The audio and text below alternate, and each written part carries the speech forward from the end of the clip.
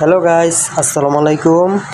যারা নরসিংদী থেকে আপনারা 300 ফিট যাবেন, তো 300 ফিট যেতে হলে কি করতে হবে? আমাদের প্রথমে আমরা কাঞ্চন ব্রিজের দিকে রওনা হয়ে যাচ্ছি। ওখানে সামনে একটু জ্যাম আছে হালকা, তো জ্যামটা পার হইলেই মনে করে আমরা চলে যাব কাঞ্চন ব্রিজের উপরে উঠতে আসি। এই সামনে ব্রিজের কাজ চলতে আছে, তার কারণে অনেক একটু ভাঙ্গা, তো অনেক ধুলো হচ্ছে। ধুলার কারণে আমরা ভালো রকমের দেখাতে পাচ্ছি না, কিন্তু অনেক ধুলো। তো ইনশাল্লাহ আমরা সামনে আগাচ্ছি। এটা হলো ব্রিজ, পুরনো ব্রিজ, কাঞ্চন ব্রিজ।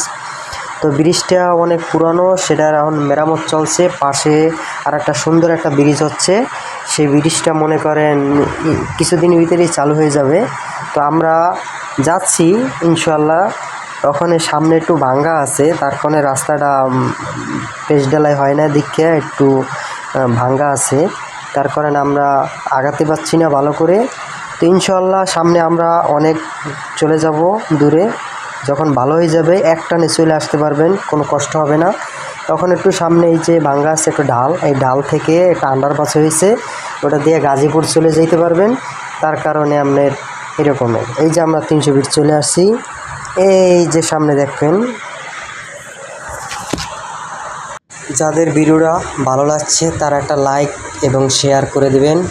ইনশাল্লাহ আপনাদের পাশে আছি, আমাদেরকে পাশে রাখেন। ধন্যবাদ। আসসালামু আলাইকুম।